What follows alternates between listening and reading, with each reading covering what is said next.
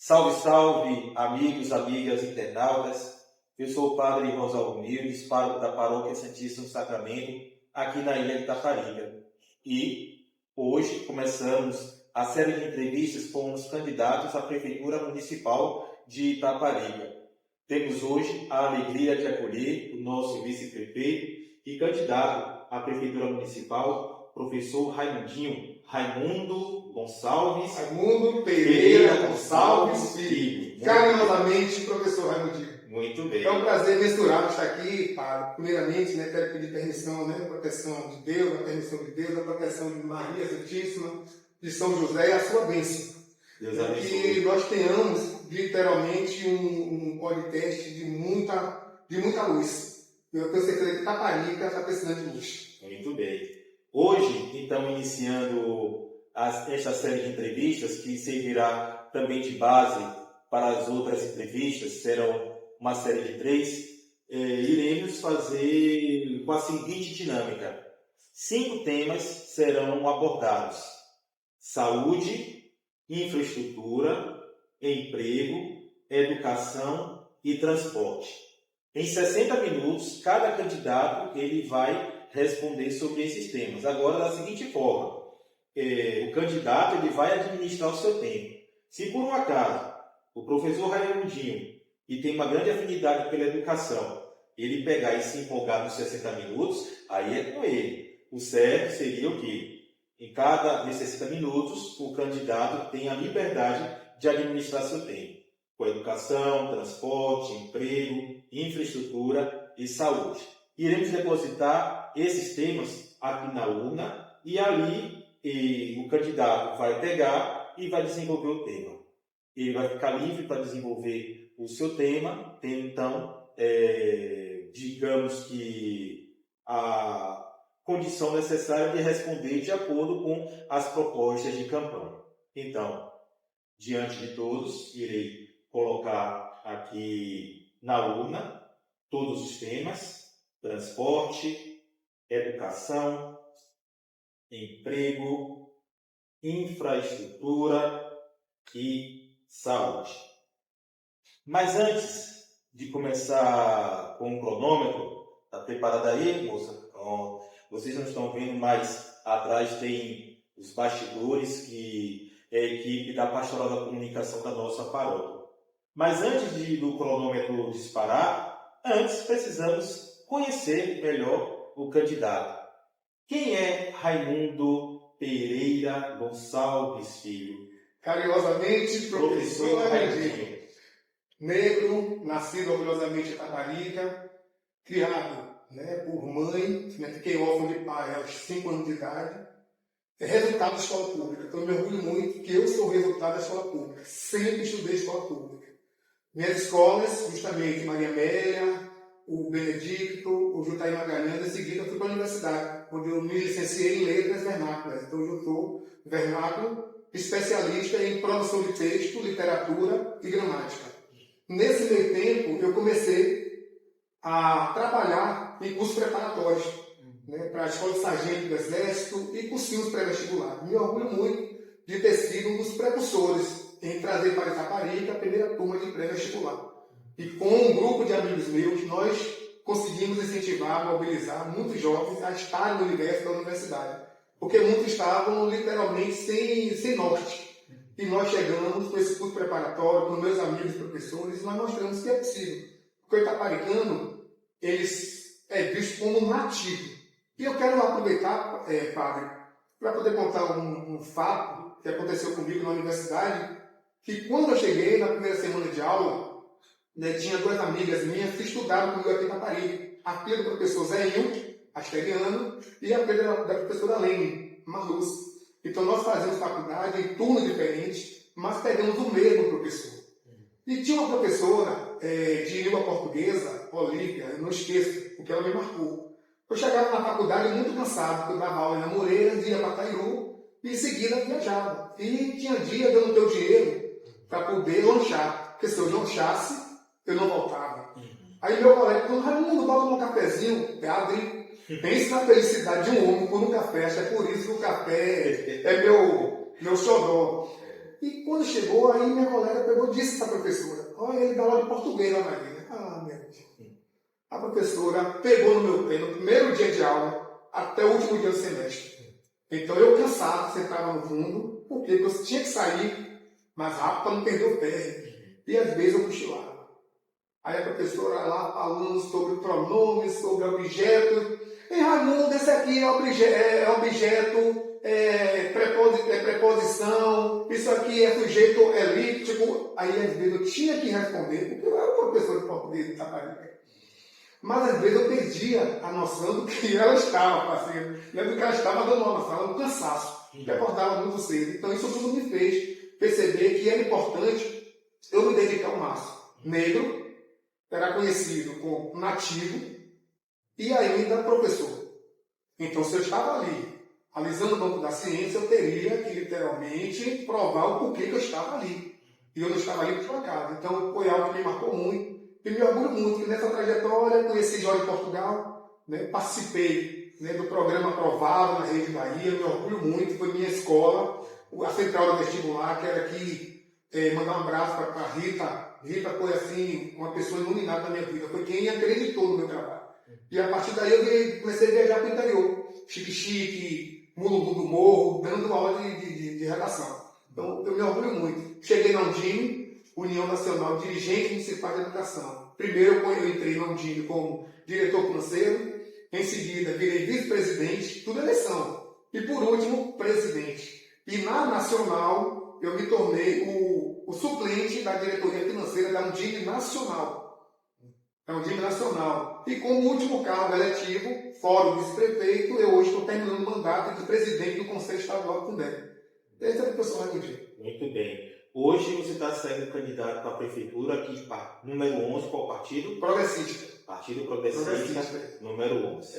Muito bem. Produzindo oportunidades. Muito bem. Muito bem. Então, vamos agora começar a série de propostas apresentadas pelo professor Raimundinho, e ele vai ter 60 minutos de acordo com a explanação que eu falei logo no início. Pode pegar aqui, professor. O primeiro ponto, emprego. Então, a partir de agora... Ok? Pronto. Ok? Pronto. Muito bem. Em 60 minutos, começando agora, professor Raimundinho, qual a sua proposta para o emprego no nosso município? Bom, a primeira coisa que eu preciso, para eu falar emprego, eu preciso cuidar da prata da casa, que são os servidores públicos efetivos. Então não adianta eu estar tentando produzir oportunidade de trabalho se eu não estou fazendo o dever de casa, que é dentro da própria prefeitura. Então, para eu falar emprego, primeiramente eu preciso oportunizar, valorizar os servidores efetivos. Então, quando eu falo servidores efetivos, nos 2 primeiros meses de governo, eu vou procurar identificar a dificuldade das relações entre os servidores, né, nas suas respectivas secretarias, onde estão lotados. Em seguida, faremos remanejamento de acordo com o desejo de cada servidor. Vamos simplesmente, além disso, quando eu falo emprego, eu preciso deixar ele valorizado com o plano de cargo de salários.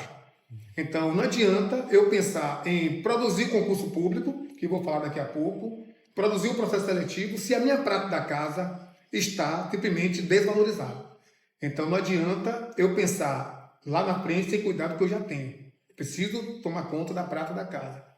No momento em que eu regularizar todos os vencimentos dos servidores na área da saúde, na área da infraestrutura, na área da assistência social, na área do meio ambiente, na área da educação, aí na educação eu tenho algo diferenciado, que são os professores.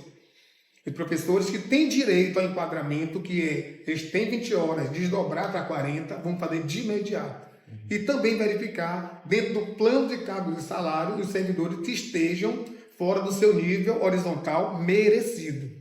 Após eu cuidar dos servidores efetivos, aí eu vou abrir concurso público para todas as áreas. Aí eu vou criar, a Guarda Municipal vai mudar a nomenclatura, será Guarda Civil Municipal. Então hoje nós temos a carência de quase 45 guardas. E quando eu coloco guarda civil é porque eu vou dar a ele o poder de polícia. E quando eu dou o poder de polícia, ele vai poder não só ficar no centro histórico e no prédio público, ele vai poder dar segurança, além da polícia militar dessa parceria, eles vão simplesmente estar nos 4 cantos da cidade. Isso aí é importante. Era isso que eu ia perguntar. Qual é a diferença de guarda municipal para guarda civil? Então, a diferença é que... A guarda municipal não usa arma e ele somente fica preso em prédios públicos. Já a guarda civil municipal, eles têm o STF, deu direito a eles andarem armados, eles têm os direitos praticamente que uma polícia militar. Então eles vão poder fazer apreensões, eles vão poder fazer revistas quando for necessário. Entendeu? Então a gente vai trabalhar para que não haja, mas eles vão ser preparados para isso. Então vai ter uma qualificação, uma formação para esses guardas civis municipais que nós vamos implantar. Quando eu saio da prefeitura, da estrutura administrativa, aí eu vou agora para o comércio local. É impressionante que o comércio local não participa das licitações de Itaparica. Então, se o comércio local não participa, a sua venda não aumenta. Se a sua venda não aumenta, não tem como ele contratar, não tem como ele gerar mais emprego. Mas a partir do momento que a gente convida todos os comerciantes a fazer uma qualificação, e dessa qualificação a gente traz um parceiro, que é o Banco do Nordeste, para que o Banco do Nordeste possa ajudar esse comerciante a ampliar o seu negócio. Quando ele amplia, ele vai ter a regularização jurídica dentro da casa do empreendedor. No momento que ele começa a ampliar o seu negócio, se ele tem hoje 2 funcionários, ele vai precisar contratar mais 2. Então, estou gerando emprego. E uma outra situação. No momento em que eu pego esses fornecedores e faço a qualificação, eles estarão aptos a concorrer nas licitações municipais. A prioridade serão que os fornecedores sejam de Itaparica. Então, quanto mais aquele fornecedor vende, mais imposto entra na prefeitura e mais pessoas eles vão contratar. Então, isso aí vai ser de norte a sul. A ampliação, agora eu vejo aí a ampliação justamente de curso, de oferta de cursos profissionalizantes. O estaleiro está na iminência de abrir. Se for abrir amanhã, nenhum jovem Itaparica vai ser contemplado. Por quê? Porque nenhum jovem Itaparica está preparado para as funções que o estaleiro vai precisar. Então, hoje nós temos muitas profissões que o mercado está simplesmente escasso, precisando de mão de obra, mas não tem quem ocupe. Então, eu tenho uma parceria com um amigo meu que tem uma offshore, né, que é uma empresa que ministra esses cursos técnicos no Rio de Janeiro, e que ele já disse: Raimundo, você ganhando, eu vou levar a empresa para lá. E ele fornece cursos na área da plataforma da Petrobras embarcado. Então, vários baianos já foram para lá e trabalham embarcado e que passaram por essa escola. Então, no momento que a gente traz essa offshore, então ele vai identificar no estaleiro quais são as profissões que vão precisar. E em seguida a gente faz esse curso de formação, o centro de formação para esses jovens, curso técnico. Concomitante a isso, se o munícipe itaparicano resolver fazer um curso técnico em Itaparica, nós vamos incentivar. Incentivar porque eu vou abrir a casa estudantil para estudantes técnicos e universitários. E essa casa estudantil, eles terão uma pessoa cuidando da casa, com todas as refeições e ainda uma bolsa de estudo. Então eles vão estudar, vão se profissionalizar para em seguida voltar para o seu município para poder prestar serviço. Isso aí sim é gerar emprego. Quando você investe na juventude, quando você investe no munícipe e mostra a ele que não é só a prefeitura. Então a prefeitura, as vagas que serão disponibilizadas no processo seletivo ou no concurso, não vai suprir a carência que hoje o município precisa. Fora isso, vamos atrair também indústrias que nós chamamos de produção limpa, que é o turismo e desenvolvimento sustentável. Então, quando eu trago o turismo e desenvolvimento sustentável, eu vou pensar no turismo étnico-religioso. Eu tenho as igrejas seculares, São Lourenço, eu tenho a igreja matriz, eu tenho a igreja da piedade que a gente vai precisar para a intervenção de imediato no nosso governo. E eu tenho também o centro religioso de matriz africana. Então nós sabemos hoje que, além da matriz e do São Lourenço, que é tombado pelo patrimônio histórico devido à sua importância, hoje nós temos agora o terreiro Abolado, que é dedicado ao culto aos ancestrais, que foi tombado pelo IFAM, e recentemente ele também foi tombado como patrimônio material da Bahia, né? O culto aos ancestrais. Isso tudo que Itaparica tem esse celeiro. Aí eu saio do turismo étnico-religioso, eu vou para o ambiental, a reserva do Venceslau, que está abandonada. Então é a única reserva ambiental daqui da região. Então, se eu aproveito e começo a trabalhar a visitação com a proteção, porque nós precisamos cuidar daquele espaço, e atrair justamente os turistas para visitar a reserva. Além disso, eu não posso deixar de fazer uma propaganda de pertencimento. O nosso povo primeiro precisa se sentir pertencente à nossa cidade, cuidar da nossa cidade. Porque não adianta Itaparica hoje é somente passagem. Ela precisa voltar a ser destino. E para poder voltar a ser destino, a Itaparica tem que ser verdadeiramente olhada diferenciada. E quem é que vai ser o grande responsável? São os microempresários, donos de restaurantes, de bares, donos de pousadas, para poder qualificar esses servidores, para poder atender bem, acolher bem o turista. Se você trata bem o turista, ele volta sempre. Muito bem. Mais Um ponto sobre emprego? Não? Tá ok? Beleza. Podemos pegar mais um ponto. Infraestrutura. Muito bem. Olha só como são as coisas, né? O emprego quase entrava na área da infraestrutura. Isso. Então, se eu tenho a cidade bem cuidada, então hoje a coleta de lixo de Itaparica é para cá. É inadmissível, eu tenho dito, padre, que quando a gente chega em uma casa, a primeira coisa que a gente olha é a sala. Se a sala daquela casa está bem arrumada, você entende que a cozinha está bem limpa, os banheiros estão bem limpos, e que você fica à vontade. Mas quando você chega na sala dessa casa e vê a cara toda bagunçada, suja, o que é que acontece? Imagine como é a cozinha. Eu aqui não bebo nada, nem como nada. Porque a sala é o cartão postal. Sim. Então, quando a gente chega no nosso centro histórico ele é escuro. A orla é diferenciada. A orla, ela está bem iluminada. Mas quando você vem para o lado aqui do CTL, do SESC, que é um grande empreendimento, do Jardim dos Veranistas, quando você vai para o Boulevard e você vai para o Forte, você vê o quanto é sombrio. É muito escuro na nossa cidade. Nós precisamos dessa sensação de segurança produzindo a iluminação pública eficiente. E quando eu digo isso, a iluminação transmite a sensação de segurança. É inadmissível você chegar nessas ruas, no centro histórico, no centro tombado, e encontrar as praças cheias de matos. As ruas com o capim entranhando no paralelepípedo. Isso aí é cuidar da sala. Porque quando o turista vem, que ele sai do bom despacho, ele vem direto para o centro histórico. E se ele começa a fazer uma visita na cidade, ele percebe que a cidade está descuidada. Então, vou tratar no argumento. Não adianta cuidar somente da orla, onde tem o forte, uma parte do forte, ali do Hotel Icaraí, da Casa da Quitanda, e o outro lado que as pessoas vão visitar. Aí eu imagino visitar a casa onde João Baldo passava as férias. Isso é vergonhoso, porque além de estar sujo, é escuro aquele espaço. Nós precisamos fazer isso. Então, a infraestrutura, melhorar em todos os bairros a iluminação pública. Todos os bairros, melhorar a iluminação pública. Todos os bairros que não têm acessibilidade. É inadmissível você, em pleno século XXI, ver famílias dividindo o seu quintal com o esgoto a céu aberto.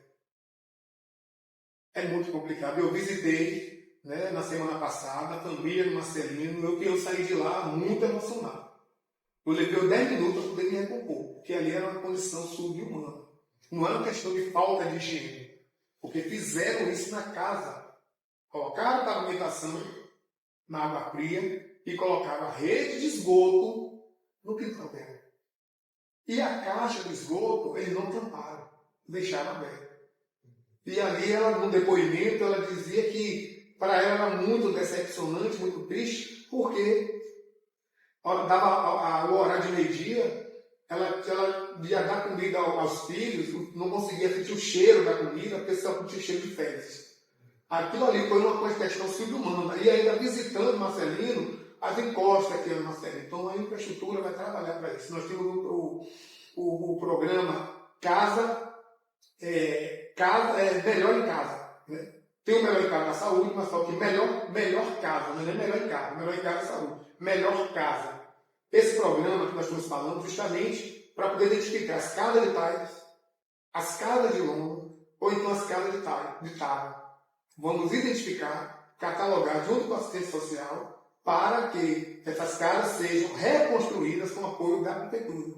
A prefeitura, mediante o levantamento com o engenheiro e com o arquiteto, engenheiro ambiental, vai ter uma equipe dentro da Secretaria de Infraestrutura, o engenheiro ambiental, o engenheiro técnico, o engenheiro civil e o engenheiro elétrico.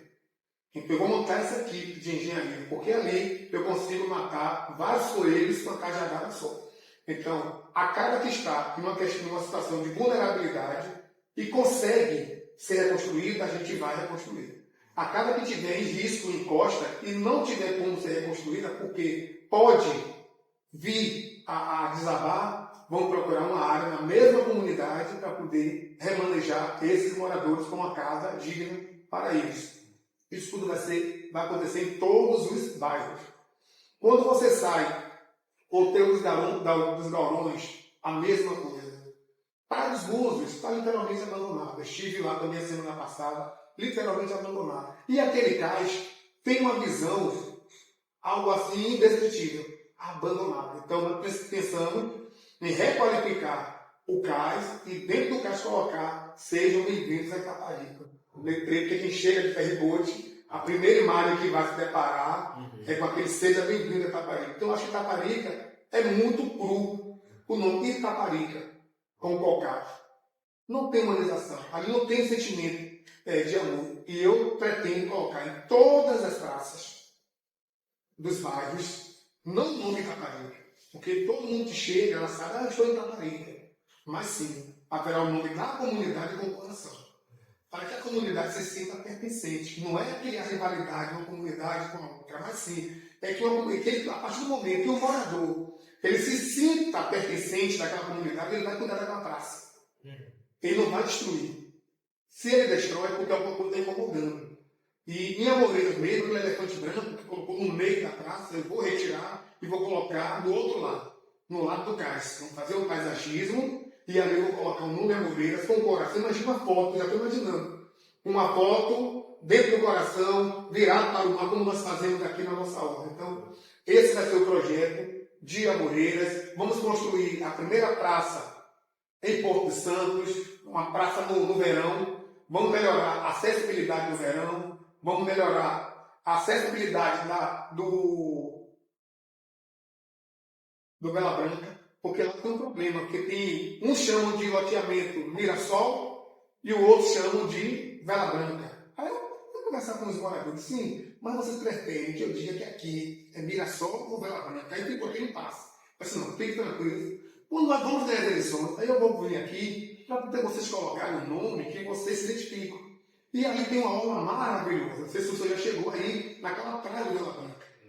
A praia do Vela Branca é uma das praias mais bonitas de Porto de Santos. Então, no momento que a gente pega, requalifica a hora de Porto de Santos, padronizando as barracas e criando também uma ponte de acesso Vela Branca para Porto de Santos. Porque os moradores do Vela Branca têm que vir pela pista para trazer as crianças ou os idosos para a escola ou posto de saúde. E se eu crio uma ponte de acesso, eles não vão precisar ir colocar a vida em risco, porque aquela curva é das curvas mais perigosas, quando você sai daqui de Itaparica para poder ir para o despacho, aquela primeira curva de Porto de Santos. Então as crianças passam por ali para poder ir para a escola.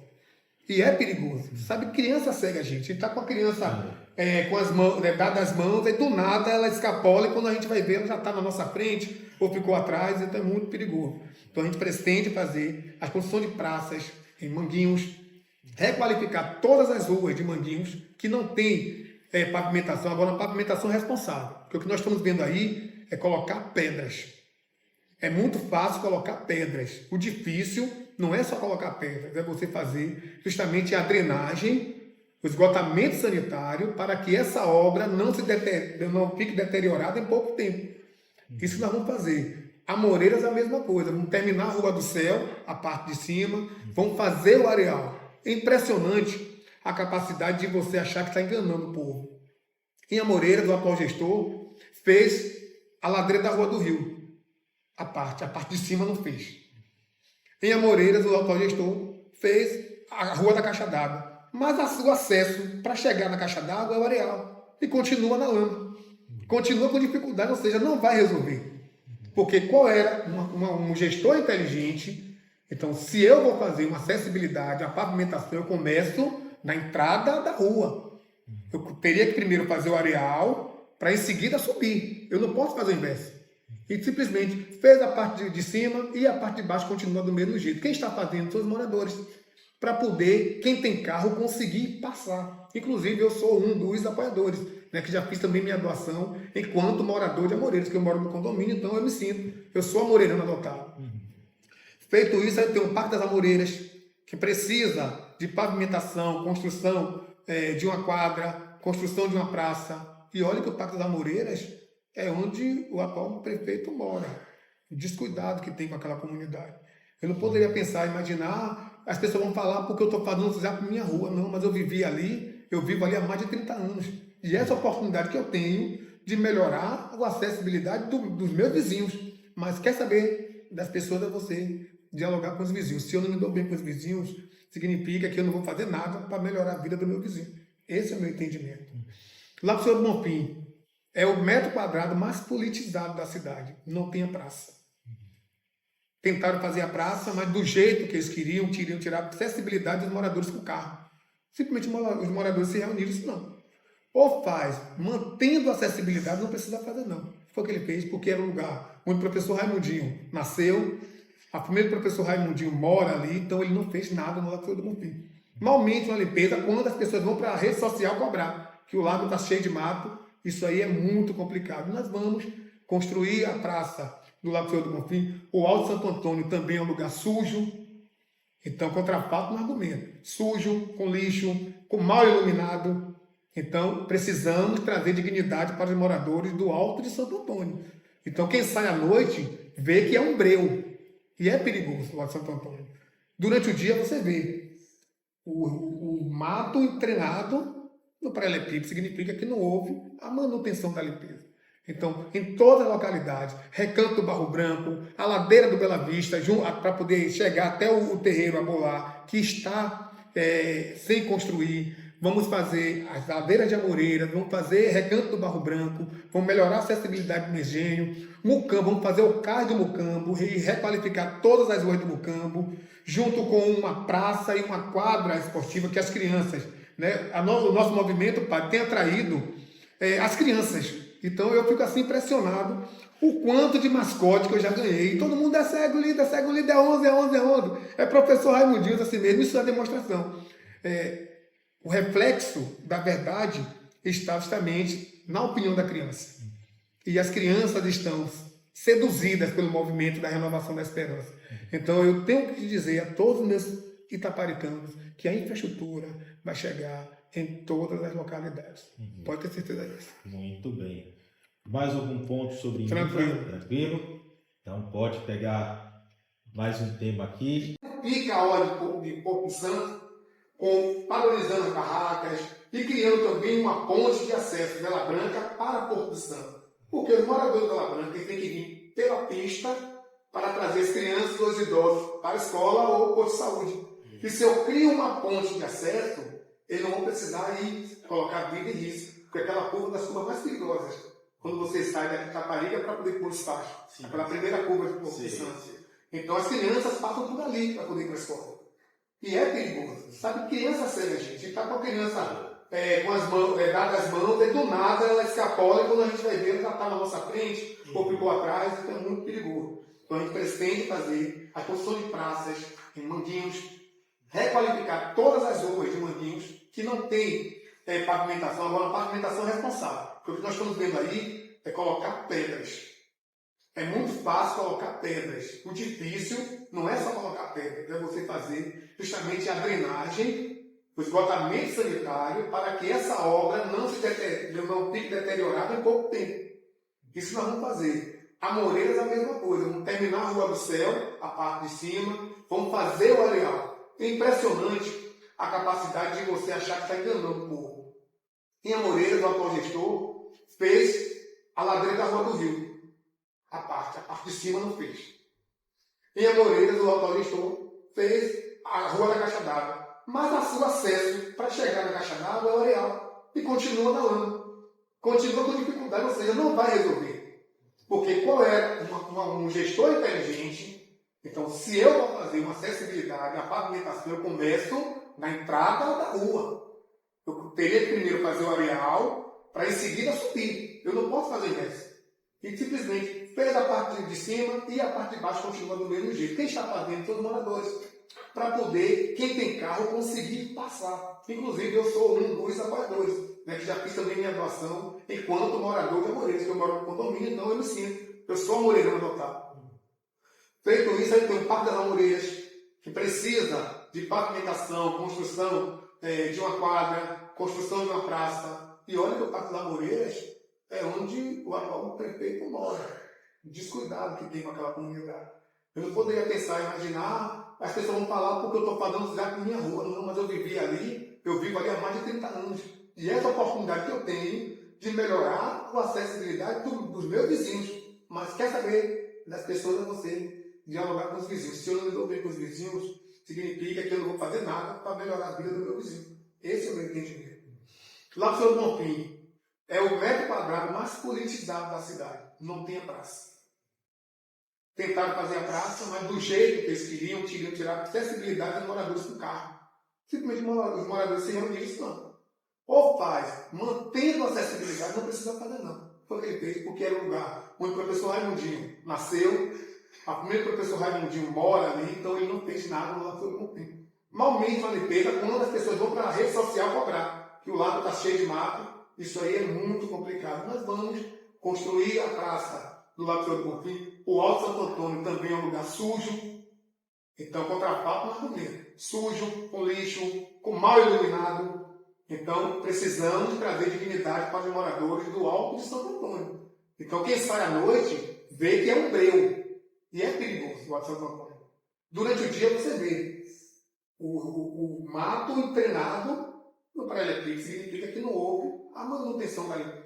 Então, em toda a localidade, Recanto do Barro Branco, a Ladeira do Bela Vista, para poder chegar até o terreiro Abolá, que está sem construir, vamos fazer as ladeiras de Amoreiras, vamos fazer Recanto do Barro Branco, vamos melhorar a acessibilidade de Megene, Mucambo, vamos fazer o caso do Mucambo e requalificar todas as ruas do Mucambo, junto com uma praça e uma quadra esportiva que as crianças, né, o nosso movimento, pai, tem atraído as crianças. Então eu fico assim impressionado o quanto de mascote que eu já ganhei. Todo mundo é cego, lindo, é 11, é 11, é 11. É professor Raimundinho assim mesmo, isso é demonstração. O reflexo da verdade está justamente na opinião da criança. E as crianças estão seduzidas pelo movimento da renovação da esperança. Então eu tenho que dizer a todos os meus itaparicanos que a infraestrutura vai chegar em todas as localidades. Pode ter certeza disso. Muito bem. Mais algum ponto sobre tranquilo? Então pode pegar mais um tema aqui. São 6 ou são 5? São 5. Vai cair. Tá tranquilo. Tá tranquilo. Vai na fase da. Tá tranquilo, né? Muito bem. Eu sou disciplinar. Muito bem. Saúde. Eita coisa boa. Qual a sua proposta para a saúde para os próximos 4 anos? Primeiro, eu preciso anunciar de primeira mão que eu estive em contato com a ministra Nízia Trindade. Conversamos muito, né, que eu tenho um irmão que é líder religioso da família dela. Que estava aqui em Itaparica. Ele tendo me chamado, eu vou ligar para a ministra. Ela precisa ajudar Itaparica. Aí eu a conheci, uma pessoa assim, com simplicidade. E ela disse a mim, assim, meu irmão, professor Raimundinho, ganha a eleição. O Ministério da Saúde está à disposição do povo de Itaparica.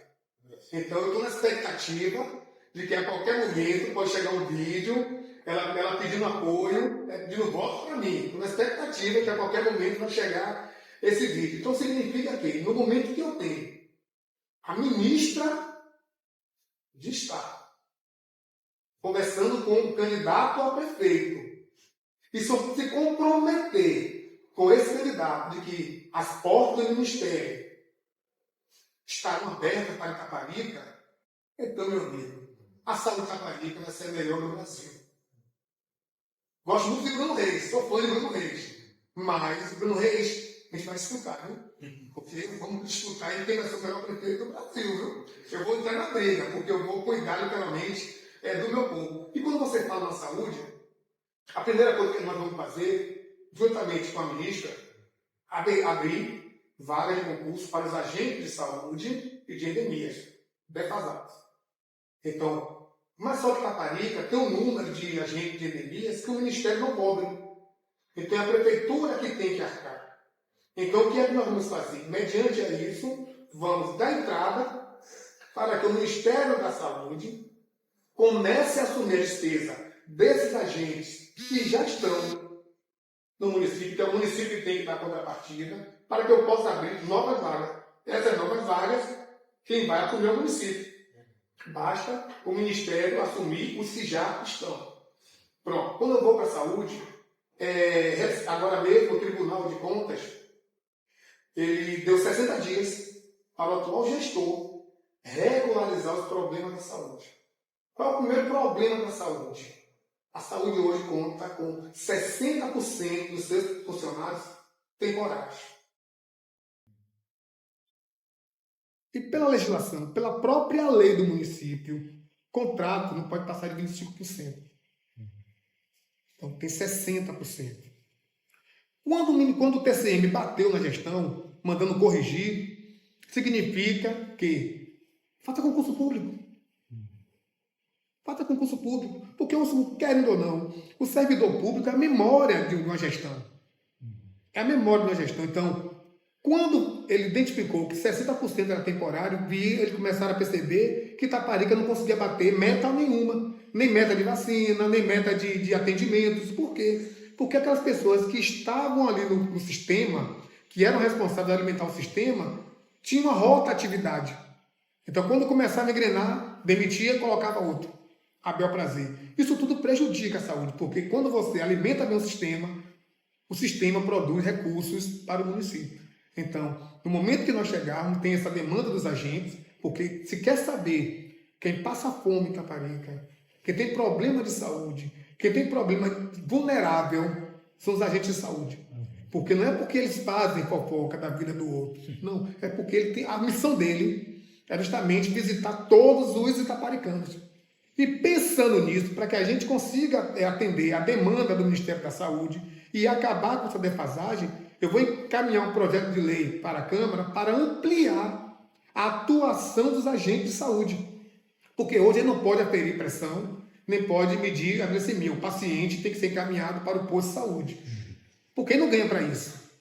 Mas no momento em que eu amplio, eu vou gratificar. Uma coisa é o agente fazer um curso e ser gratificado 10% somente porque ele fez o curso. Outra coisa, não. É pela nova função que ele vai exercer.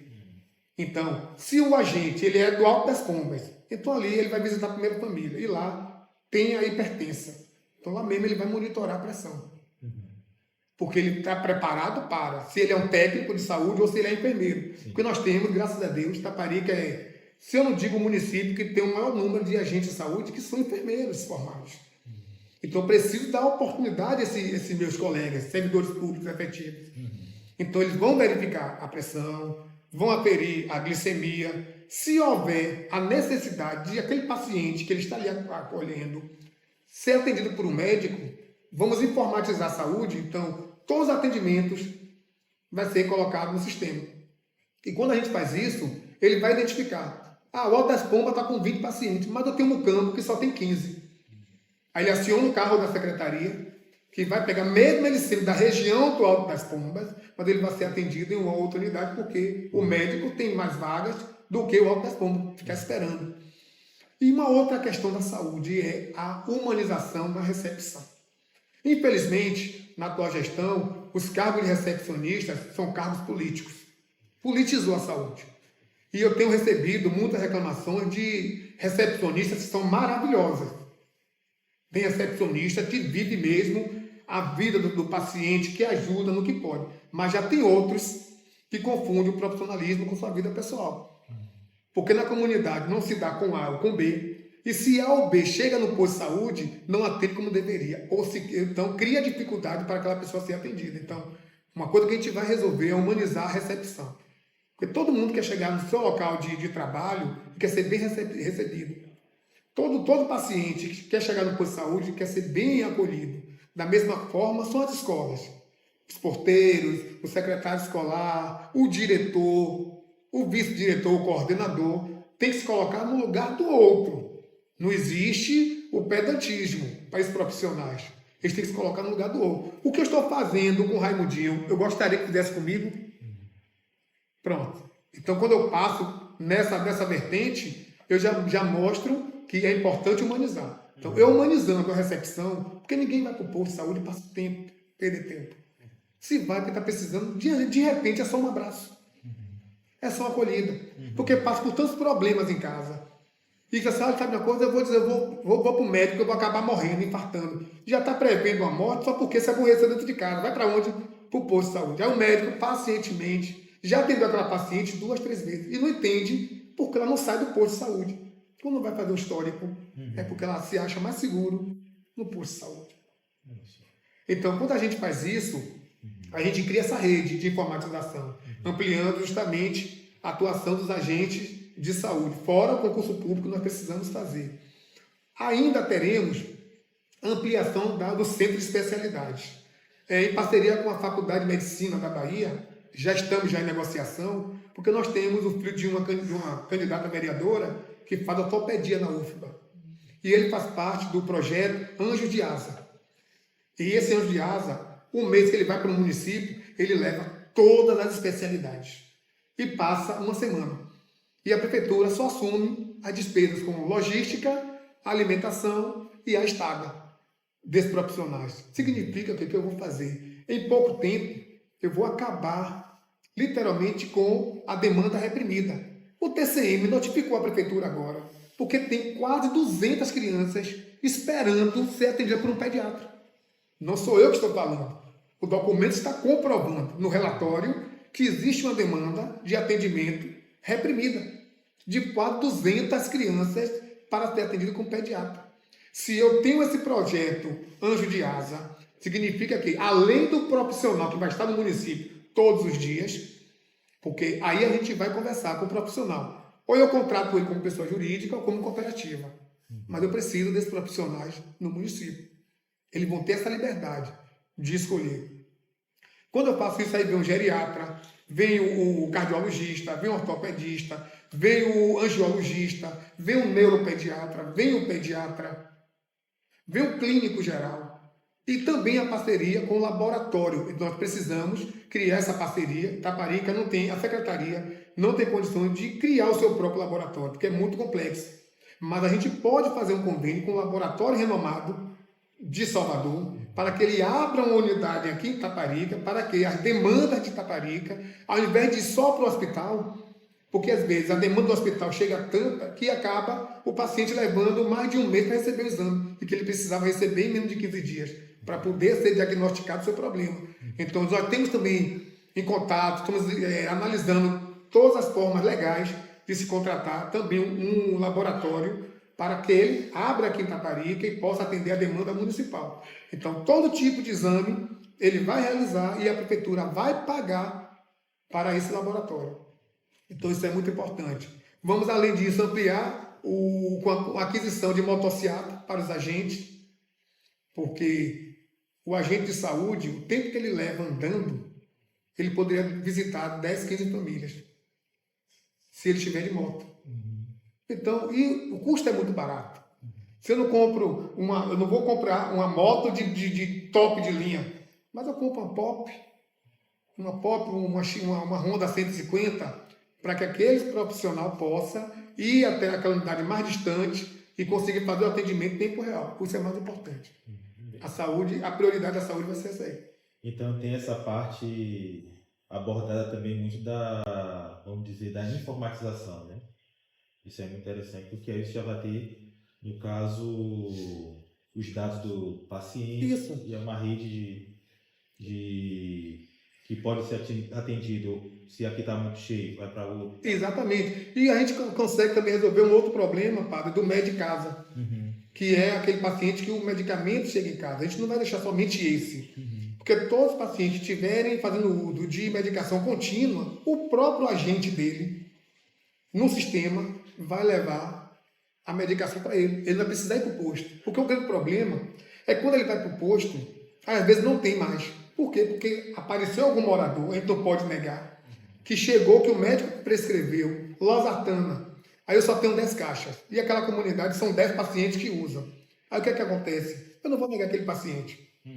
Aí, se eu dou aquele paciente que não está incluso naquela relação, vai faltar. Então, a gente vai adquirir essa medicação acima do mínimo e o agente, ele vai entregar com controle, porque na hora que tiver lá no sistema, olha, Dona Maria da Portelinha já recebeu losartana, mas seu João do Mucambo ainda não recebeu. Então, agente de saúde, seu João não vai sair do Mucambo para poder pegar a medicação ou no centro de Itaparica, ou no posto de saúde do Alto das Pombas, ou no próprio Mucambo, se ele morar no Recanto do Barro Branco. A própria gente já sabe que no dia da visita do seu João, e for o período de entregar a medicação do seu João, já vai com o kit do seu João. Aí o seu João vai assinar e lá na secretaria só faz o que alimentar o sistema, isso aí a gente ganha agilidade. E a gente consegue verdadeiramente diagnosticar os problemas de saúde em tempo real e conseguir salvar mais vidas. Muito bem. Mais algum ponto sobre a saúde? Então, tranquilo. Pronto. Então vamos para o sorteio de mais um tema. Opa! Transporte. Pronto. Qual a proposta do professor Raimundinho para o transporte de Itaparica? Transporte. Nós sabemos que o transporte aqui, o atendimento é caótico, mas nós sabemos que tem mais de 400 permissionários. Aí você fica sem entender, como é que eu não tenho a disponibilidade? Como é que eu não tenho a disponibilidade? Eu quero também. Gente, aqui, por favor. Aqui a gente faz tudo ao vivo. Não se preocupe não que a gente repõe esse Repõe, né? Pronto, então tá ótimo. Porque o meu foi um cafezinho maravilhoso. Quem fez o café hoje, gente? Gente, parabéns, já pode casar. Já pode casar. Já pode casar, quem fez o café. Quem fez a empanada já disse que já pode casar também. Eu sou apaixonado por empanada. Pelo amor de Deus, gente. Também não precisa me engordar, não, viu? Sabe que eu sou apaixonado por empanada. Não precisa mandar empanada pro meu comitê ou pra minha casa. Não. Pelo amor de Deus, eu preciso estar na dieta de engorda. Eu já estou muito magrinho, então vou ter que engordar agora. Então, com relação ao transporte, então nós sabemos que tem mais de 400 permissionários. A primeira coisa que nós vamos fazer é reunir a categoria. Só quem sabe dos problemas da categoria é a categoria. Seria leviano da minha parte achar que eu tenho uma varinha de condão para resolver o problema de transporte sem ouvir quem são os responsáveis por transportar o desenvolvimento socioeconômico de Itaparica. Que são os taxistas. É uma categoria, de um lado nós temos os agentes de saúde que trabalham vidas, do outro lado eu tenho os taxistas que conduzem vida. Sim. Essas duas categorias. Então, quando eu falo isso para os taxistas, com muita propriedade, porque eu tenho muitos amigos taxistas e ouço muitas reclamações dele, de perseguição, de que ele não tem prioridades. E algo muito mais grave. Não existe povo sem memória. Não existe povo sem memória. E essa atual gestão, ele tirou a memória de uma associação de taxistas de mais de 30 anos. A memória dessa associação é quando eles se registram e eles criam a identidade visual dele. A atual gestão fez todos os taxistas mudarem, tirarem a sua identidade visual por bel prazer. Por achar que é dono da cidade e da vida das pessoas. Mas não é isso. Não é isso que tem que acontecer. Eu tenho que respeitar a identidade do povo. Então, se eu queria padronizar os permissionários, ótimo. Mas eu não poderia jamais mexer em uma estrutura que já existe há 30 anos. E simplesmente renegar a história de uma associação de taxistas em frente ao Bradesco, que fica que são os taxistas, que tem até o marcador, né? Ele é o único grupo que você tem dentro do aparelho, o taxímetro, para poder ver isso, exatamente. Então a primeira coisa que eu vou fazer é devolver a identidade visual deles. Eles vão voltar a ser respeitados a sua história. Pronto. E o segundo momento, o alvará. Nós vamos catalogar, vamos fazer um recadastramento de todos os permissionários. Vamos identificar quem verdadeiramente mora em Itaparica, quem está atuando na função. E se não estiver atuando na função, vamos procurar saber o motivo, mas a gente não tem intenção de cancelar a alvará de quem quer que seja, mas sim regularizar. Vamos regularizar. Se você está atuando, você tem 30%. Se o seu carro está parado, você paga normal. Mas se você trabalha no dia a dia, na hora de pagar o alvará, você vai ter direito a um desconto de 30%. E o outro, que não está todos os dias, está dia sim, dia não, ou roda um mês, outro mês não roda, porque tem um trabalho extra, esse daí a gente mantém o alvará normal, mas a prioridade é quem está todos os dias. Porque aí a gente percebe, identifica onde está o problema do transporte público. E um segundo fator é a categoria que vai me apresentar 3 nomes. A superintendência para a diretoria de trânsito. Alguém do grupo deles, que eles se identifiquem, que tenha o perfil de superintendente, que conheça a legislação, que viva a realidade deles, para poder trabalhar com ele. A mesma coisa, como é que eu vou colocar um secretário de educação que não é educador, que não é professor? Não se admite mais hoje, na atual conjuntura. O secretário de educação tem que saber o que é educação. Tem que saber o que é um planejamento. Tem que fazer um planejamento. Se precisar ir para a sala de aula, tem que ir para a sala de aula dar aula, como já fui várias vezes enquanto diretor. Não é apenas achar que a educação é empresa. Não, a educação não é despesa. A empresa vê uma instituição como despesa. A educação é investimento. E para poder você ter essa convicção, você tem que ser educador. Não se aprende a fazer educação da noite para o dia. Engana-se aqueles que acham que a educação pode ser qualquer um gestor, porque eu sou gestor de empresa, administrador de empresa. Muito diferente. Porque você tem que ter o sentimento de humanização, você tem que ter o conhecimento empírico, você tem que ter o conhecimento técnico e o conhecimento pedagógico. E também você tem que saber manter as relações pessoais e interpessoais. Isso aí são características de um bom líder educacional. E quando eu coloco que os taxistas, a categoria, vai me apresentar 3 nomes para que eu possa escolher o superintendente e o diretor de trânsito. Porque o problema que houver entre eles não foi o prefeito quem colocou, mas o prefeito colocou atendendo ao pedido da categoria. Então, são as principais, e também os permissionários que não faz parte de uma instituição, tem que se institucionar. Olha a Ascoíta. É uma associação renomada que tem, querendo ou não, uma história na ilha de Itaparica. Sim. Então precisamos fazer com que esses novos permissionários comecem a criar a sua história. E uma outra situação que me incomoda muito é aquela rodoviária abandonada, suja. Então, eu acho que em parceria com o governo do estado, a gente vai justamente pleitear a municipalização daquela rodoviária. Porque ali, cada passageiro, ele paga uma tarifa, a Internacional Marítima. Então, no momento em que eu municipalizo, essa tarifa vai vir para Itaparica. E Itaparica vai poder o quê? Cuidar daquele espaço que está muito descuidado, está abandonado. Então, aquela rodoviária faz parte do sistema ferry-boat. É do estado, mas quem explora é a Internacional Marítima. Sim. É a Internacional Marítima. É quem explora. Então, acho que no transporte, essa é a demanda principal. Muito bem. Mais algum ponto sobre o transporte? Opa, olha só. Ainda tem tempo suficiente. Se eu não me engano, é o último ponto agora, né? Olha só. Pronto. Eita, coisa boa! Agora que são elas. Qual a proposta do professor Raimundinho para a educação? Vamos dividir em 3 partes. O momento administrativo, o momento de infraestrutura e o momento de qualificação. Vou começar pelo administrativo. A primeira coisa é justamente corrigir processo seletivo para diretor de escola. Foi feito de forma equivocada. A lei ela era bem clara. Edital convidando os professores para se inscreverem, não precisaria nem ser efetivo, poderia ser temporário. Mas qual foi o outro critério que eles não obedeceram? Teria que ter, no mínimo, isso aí está na lei, no mínimo 3 anos de experiência em sala de aula. E os diretores que estão aí hoje, alguns hoje podem até ter 3 anos, mas quando foi feito o seletivo, alguns não tinham 3 anos de experiência em sala de aula.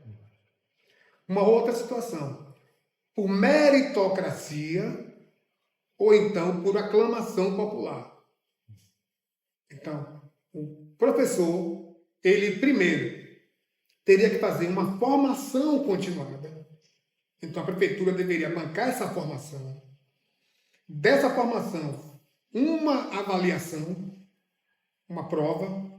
Depois dessa prova, pronto. Quantos foram classificados após a prova? Mas primeiro eu tenho que formar meu diretor. Eu tenho que fazer um curso de formação. Pronto. Feito isso, eu agora vou para o plano de ação. E no plano de ação, eu tenho que mostrar qual escola eu desejaria concorrer e criar um plano de ação pedagógica, administrativa, para aquela escola. Apresentar para os profissionais da escola, professores, servidores, apresentar para a comunidade e apresentar para os alunos.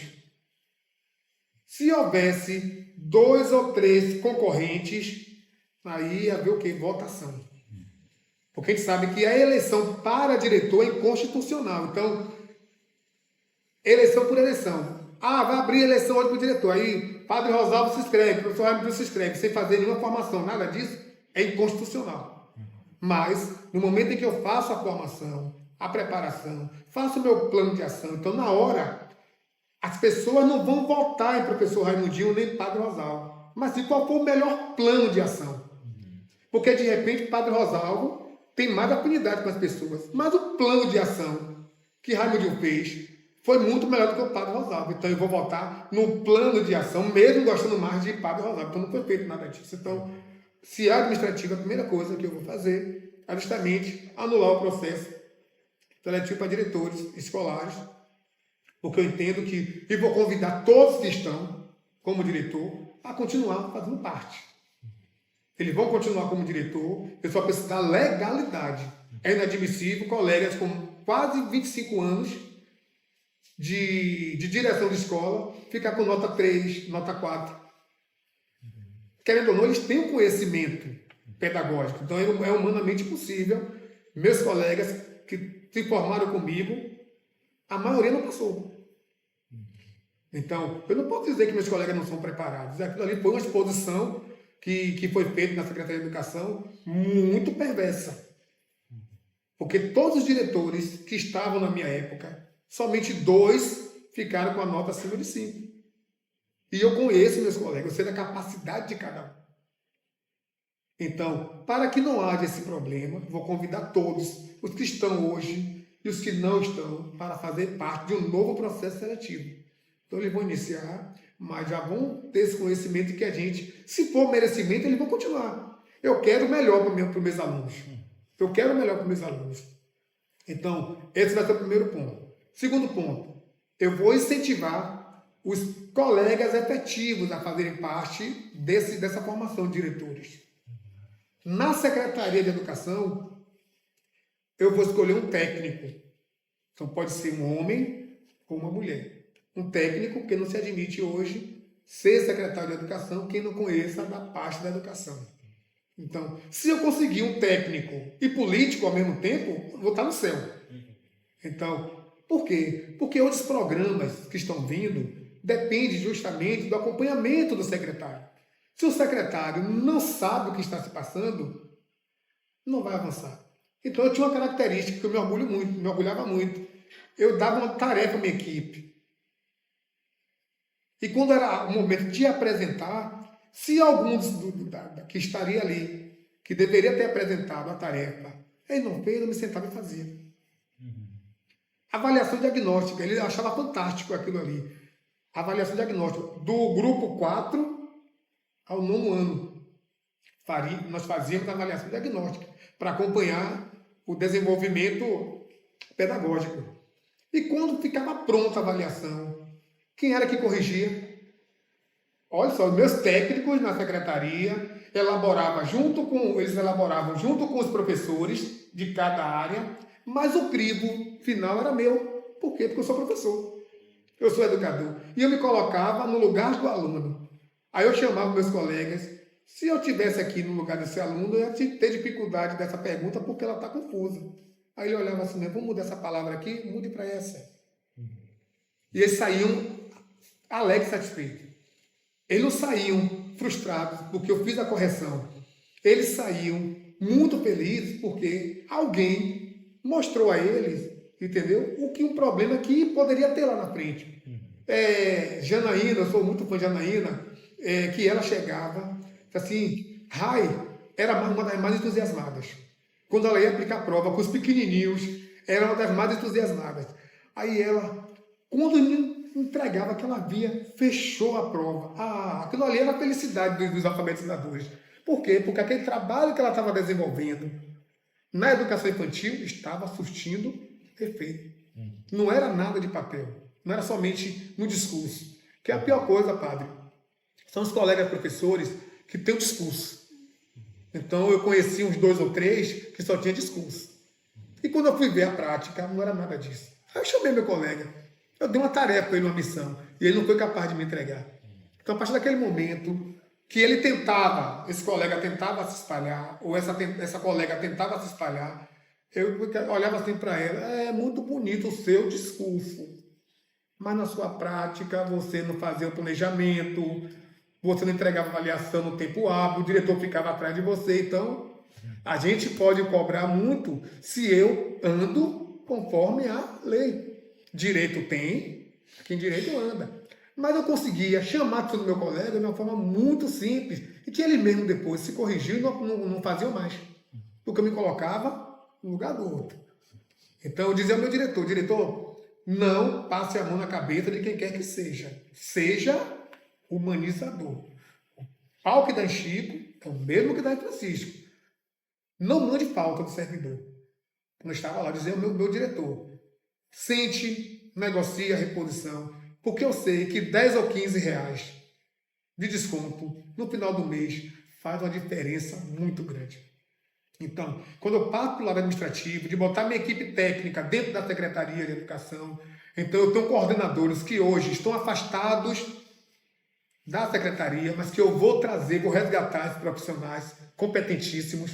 Não vou precisar contratar assessoria para fazer o serviço que eu fazia com minha equipe de prestação de contas, de criação de projeto. Hoje a prefeitura gasta fortunas para poder fazer o que eu fazia de graça, com o meu salário.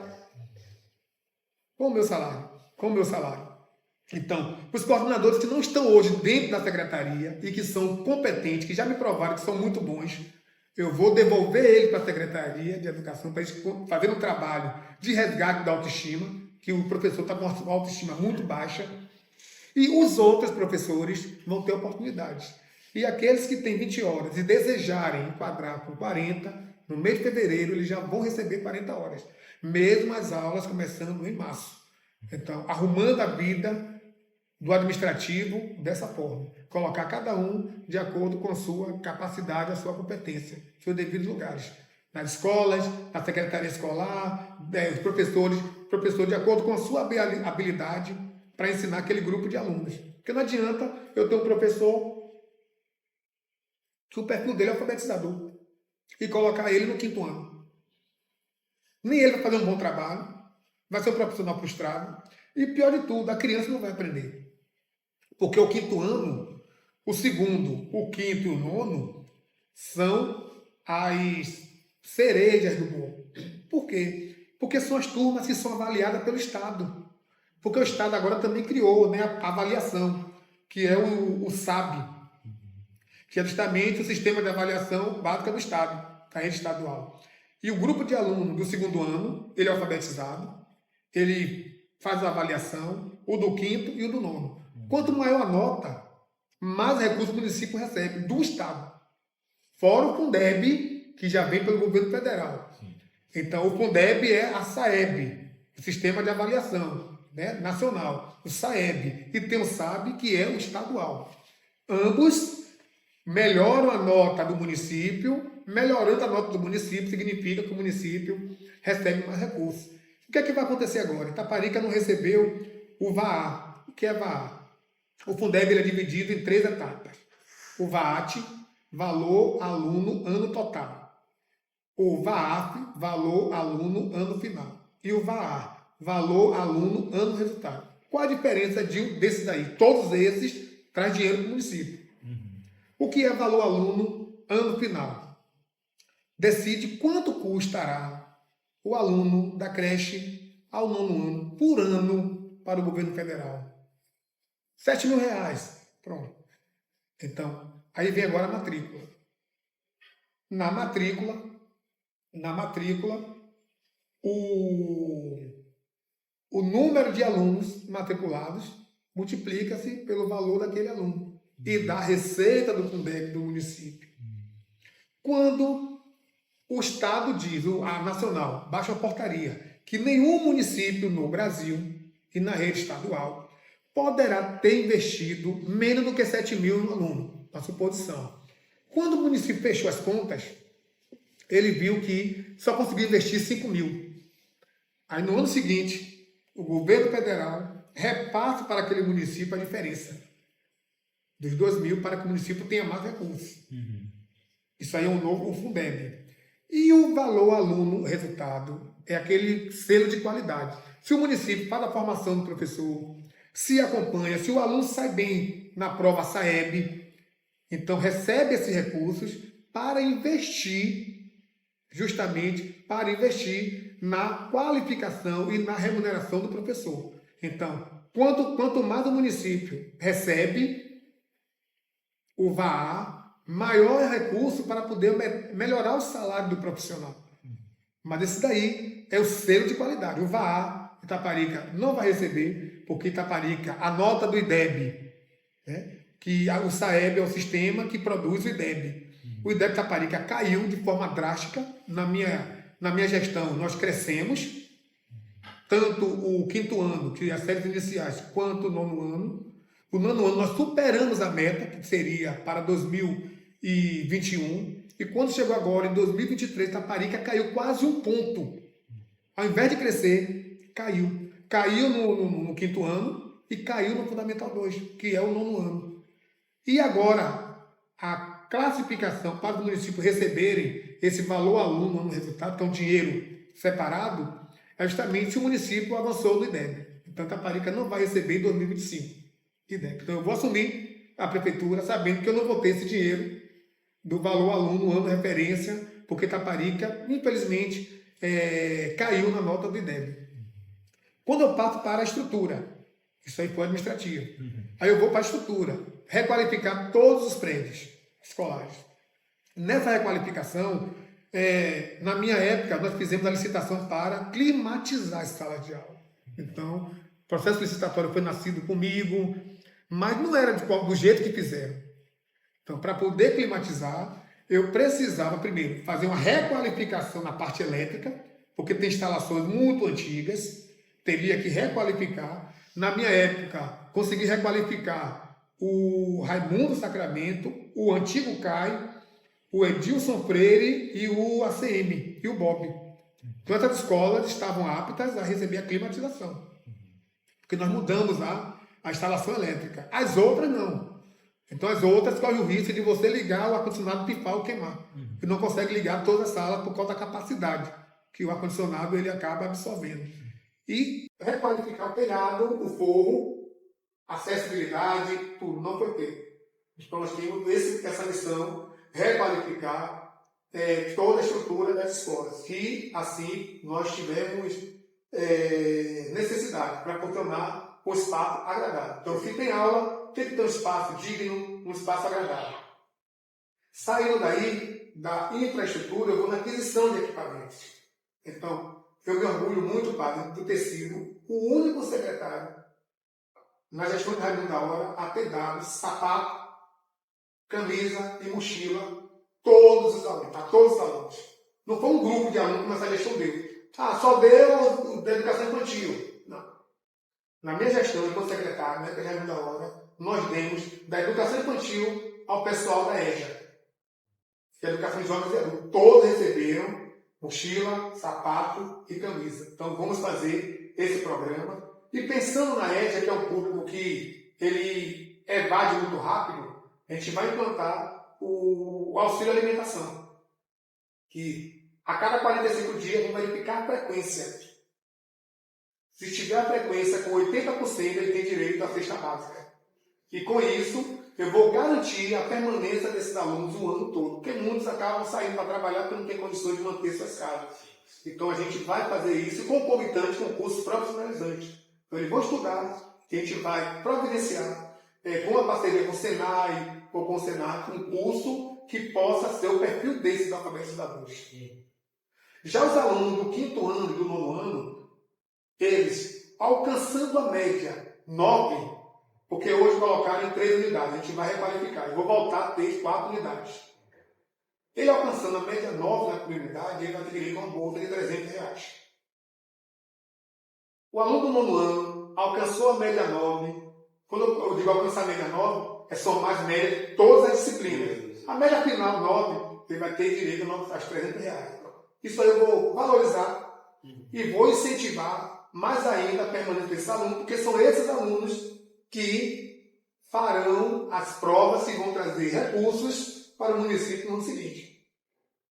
Já os alunos egressos do ensino médio, vamos criar a primeira residência estudantil em Salvador, de Itaparica. Porque eu entendo que eu não tive essa oportunidade. Então, eu contei logo no início que eu tinha dificuldade de vir, e se eu lanchasse, eu ficava na mesa. Entendeu? Eu me orgulho muito dessa minha história. E agora eu estou buscando uma melhoria para o meu povo taparicano. E pensando nisso, todo taparicano que estiver estudando em Salvador, ele terá o direito de fazer parte dessa residência estudantil, com todas as refeições mantidas pela prefeitura, com um profissional contratado para fazer a limpeza, um profissional contratado para poder fazer a refeição. A única coisa que eles vão fazer é manter o quarto deles limpo. Então, a menina que vai estar lá vai fazer a limpeza na área externa, mas no quarto, cada um vai montar o seu quartel-general, o clube do Luzinha, do Bolinho, não tem problema. O que a gente vai exigir é o respeito e cumprimento do que vamos chamar de cartilha de conduta, de boa conduta, de boa convivência. Que ainda vai ter um bolsa de estudo. Por quê? Para o pai não ficar preocupado, do aluno começar a estudar e ter que parar porque não tem o dinheiro para se manter em Salvador. Então, essa bolsa de estudo vai ter critério, vai ser de família que receba a Bolsa Família e que tenha. A gente vai criar na lei justamente essa questão da quantidade de salário mínimo, para poder se enquadrar na questão de vulnerabilidade. Sim. E a partir daí, nós potencializarmos os itaparicanos, dar uma oportunidade para que ele possa estudar, seja nível superior ou seja nível técnico. Isso aí nós faremos na educação. Quando você fala ainda da infraestrutura, eu não posso deixar de sonhar com o retorno da creche, do Alto das Pompas. E eu fiquei muito triste, né? Na semana passada eu visitei e pude perceber que está na iminência de ser demolida. Eu volto a enfatizar, o que seria de um povo sem a sua história? O que seria do Alto das Pombas sem aquela creche em Yolanda Pires, que foi construída na época do saudoso Vicente? O que seria do Alto das Pombas sem o Centro de Educação Infantil de Itaparica? Daquelas famílias que moram no Alto das Pombas, se não 100%, quase 100% teve um filho, um sobrinho ou um neto alfabetizado naquela creche. E para mim, enquanto ser morador, muito próximo das Pombas, eu vejo aquela história se perdendo. Ali eles estão apagando. Se eles realmente demolirem aquela creche, eles estão apagando a memória da doutora Kátia. A doutora Kátia cuidou praticamente desses adolescentes, dessas crianças que têm mais ou menos o quê? 4 anos que a doutora Márcia faleceu. Doutora Kátia faleceu. Mais de 4 anos. Mas ela cuidou do povo da Taparica. Não só dos moradores do Alto das Sombras. Então, se a gestão está tentando demolir aqueles espaços que eu sonho em reformar, em ampliar, para devolver para o Alto das Sombras aquela creche que tiraram de uma forma muito covarde e construíram, estão construindo uma outra, onde poderia estar construindo no Marcelino, onde poderia estar construindo em Amoreiras, estão construindo em Taparica, e Taparica com uma creche. Aquela creche eu precisava reformar e ampliar, porque ali é uma história do povo. E se eu não respeito a história do povo, eu não respeito mais nada. Eu não posso atear fogo em uma cidade para me tornar rei e príncipe e princesa das cinzas. É o que está acontecendo em Taparica. Fazer questão de demolir a história de Itaparicano. E a gente não vai permitir mais isso. Não vamos permitir. Então, vamos torcer que realmente eles não façam demolição, porque no meu programa de governo tem justamente a requalificação, a reforma daquela creche com ampliação. Eu preciso fazer isso. Além de construir um em Amoreiras, construir o Centro de Educação em Maria Júlia, que mais uma vez, né, de uma forma perversa, tiraram as crianças de uma área com árvores, areia, para colocar uma criança em 2 salas com um cubículo de cimento. Então, vamos devolver esse espaço para Amoreiras. Vamos devolver esse espaço para Amoreiras. E construir também a creche da Misericórdia. Eu já tenho até o nome da creche da Misericórdia, justamente a professora Tia Benta, uma grande professora na Misericórdia, que hoje tem história para poder a gente se orgulhar. Então, além da infraestrutura, a aquisição das creches e também das quadras poliesportivas. Então, eu comecei a construir uma quadra na gestão de Raimundo da Hora, na comunidade da URBS. Está lá parada, ninguém concluiu. Quando o gestor ele assume todos os problemas para poder resolver. Então, é uma das prioridades concluir aquela quadra que foi iniciada na minha gestão e entregar à comunidade da URBS.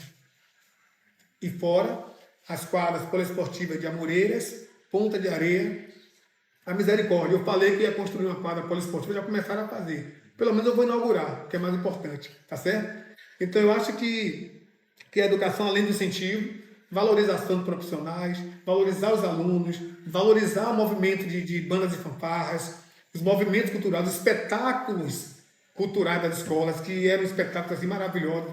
Pareciam até superproduções, as escolas uma disputava com a outra. E os diretores, engraçado, os diretores ficavam me olhando, porque eles achavam, por eu morar em Amoreiras, eu torcia sempre por Amoreiras. Era um problema com esses meus colegas diretores. E ficavam todos me olhando para saber se eu ia bater palma do mesmo jeito, para todas, ou se eu ia dançar, se eu ia vibrar. Então, assim é a minha história na educação de Itaparica. Eu me orgulho muito, né, de ter sido secretário em Itaparica por 5 anos, praticamente. Fiquei 4 anos e 5 meses como secretário de Educação em Itaparica, até 2016. Julho de 2016 a dezembro, fui para Veracruz, assumi a Secretaria de Relações Institucionais com o prefeito Magno, saí da gestão de Magno e assumi a Secretaria de Educação com muito orgulho do prefeito Marcos Vinícius, que me deu a oportunidade, trabalhei 4 anos e fiz um trabalho, acho que eu dei o meu melhor lá a Veracruz e voltei já na condição, né, de cargo de vice-prefeito e assumi a secretaria até 21 de novembro de 2022. Foi quando eu fui exonerado. Muito bem. O tempo, então, esgotou, conseguiu cumprir, então, o professor Raimundinho com as 5 questões que foram apresentadas. E agora, o tempo ok, não foi? E agora, antes das considerações finais, estamos no pódio religioso. Qual a sua relação com o sagrado? Existe uma passagem bíblica que diz: quando o justo governa, o povo se alegra. Vou repetir, para que toda a pessoa nos acompanhando. Quando o justo governa, o povo se alegra. E nessa passagem bíblica, pelo entendimento, né, pela minha curiosidade, eu fui a fundo estudar essa frase, me chamou muita atenção. Deus não está fazendo acepção de pessoas. Deus está dizendo que, independente da sua fé, nós estamos aqui diante de Maria Santíssima, de São José, que são ícones da Igreja Católica. Nós temos a Igreja Evangélica. Nós temos a religião de matriz africana. Independente da sua religião, seja justo. Porque quando você é justo, você alegra todo o povo. Você alegra o católico, você alegra o evangélico, você alegra de matriz africana. Eu só não posso, simplesmente, em função da minha fé, achar que a do outro é insignificante. Então, quando eu participo dos movimentos religiosos da Igreja Católica, eu venho com minha fé. Nessa relação sincrética, no sincretismo religioso. Quando eu vou para a Igreja Evangélica, eu também começo a perceber essa correlação com o divino. E quando eu vou para a religião imaculada africana, eu também percebo essa correlação. Porque lá, antes de mais nada, a gente tem um momento de fazer o Pai Nosso. Antes de mais nada, a gente tem um momento de pedir proteção à Nossa Senhora da Conceição, que é a padroeira da casa no participo. Nós temos pedido proteção a São Jerônimo, que é o padroeiro da casa onde eu sou filho há mais de 30 anos. Então, essa relação de fé, eu me sinto muito confortável. Porque o que eu preciso é ser justo, para alegrar o meu povo. Isso aí é algo que está na Bíblia. Infelizmente, a atual gestão não está sendo gestão justa. O Itaparicano não está alegre. E está nas minhas mãos, nas mãos do meu vice Caio, essa responsabilidade de fazer a justiça, que é muito maior que a justiça. Então, volto a enfatizar na questão religiosa que a gente precisa internalizar, é que, independente de religião, o prefeito da cidade tem que ser justo. E quando ele é justo, ele alegra o seu povo. Ele abraça o seu povo. Ele atende o seu povo. Ele acolhe o seu povo. Ele não faz acepção de pessoas nem de religião. E o que é mais importante, o respeito. Muito bem. Então, de todas as perguntas já foram feitas, as 5 pontos, a sua relação com o sagrado, muito bem abordada, dessa, digamos, da cultura da nossa cidade, né? Tem as igrejas evangélicas, tem a igreja católica, tem as religiões de matriz africana. Agora, encerrando este momento, considerações finais. Opa, agora tem que aproveitar esse momento. Primeiramente, eu quero agradecer, né, ao Padre Rosal pela iniciativa, né, e ter sido, né, o primeiro, né, a ser entrevistado. Eu acho que eu saio daqui com a sensação de dever cumprido. Agradecer e pedir bênção, proteção, né, a nossa Maria Santíssima, São Jorge, e também eu estou vendo ali a padroeira, Nossa Senhora Aparecida. A padroeira, ela está ali só me olhando, por incrível que pareça, ela está olhando para mim, olhando para ela. Entendeu? A Nossa Senhora Aparecida, que era a santa devota de meu irmão que eu perdi. Né? Mano Dal, né? Eu me emociono quando eu falo deles, né? Meus irmãos, porque foram as pessoas que mais incentivaram esse processo político. Por incrível que pareça, nós estivemos 2 pleitos separados e 2 pleitos juntos. E que, infelizmente, nenhum dos dois vai ter a oportunidade, justamente, de ver o irmão dele prefeito dessa cidade. Com muita humildade, com muito pé no chão, eu estou tendo a responsabilidade de trazer ao pé da letra esse verso bíblico. Quando o justo governa, o povo se alegra. E eu preciso alegrar o meu povo. O meu povo está infeliz. O meu povo está sendo oprimido. A tirania está tomando conta da nossa cidade. E a responsabilidade que vocês vão me delegar é justamente a responsabilidade de cuidar de gente. Eu sou um de vocês. E é pensando nisso que eu aproveito esse espaço para poder pedir o voto o voto da renovação da esperança, o voto onde vamos voltar a conviver com quem a gente sempre gostou de conviver, de estar nos lugares, mesmo tendo opiniões diferentes, com quem sempre a gente gostou. E esse direito está sendo literalmente nos tirado.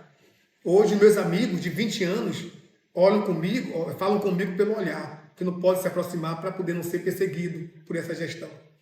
Aí eu volto a dizer, quando o justo governa, o povo se alegra.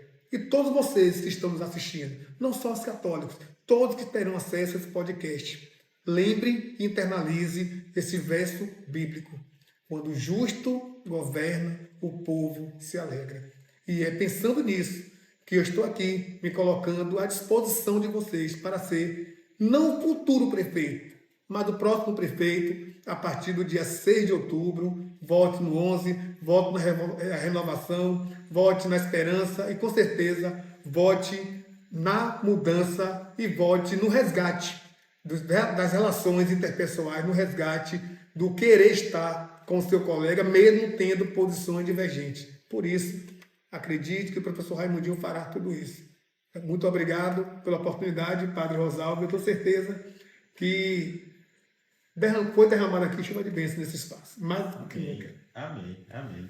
Eu agradeço o seu sim de estar aqui presente, junto com a sua equipe também, e disse sim a esse projeto. E agradecer a sua presença, encerrando este primeiro momento, já que nós estamos em um podcast promovido pela Pastoral da Comunicação da nossa paróquia, um podcast também, digamos assim, de caráter religioso. Vamos pedir a Nossa Senhora da Piedade, padroeira dessa cidade, que continue intercedendo a Deus por cada um de nós. Ave Maria, cheia de graça, o Senhor é convosco. Bendita sois vós entre as mulheres, bendito é o fruto do vosso ventre, Jesus. Santa Maria, Mãe de Deus, rogai por nós, pecadores, agora e na hora de nossa morte. Amém. Que Deus Todo-Poderoso, por intercessão da Virgem da Piedade, abençoe a cada um de nós, Pai, Filho e Espírito Santo. Amém. Coragem, que Deus Todo-Poderoso continue abençoando a cada um de nós e fique ligado nos próximos episódios do nosso podcast Voz do Santíssimo. Até logo.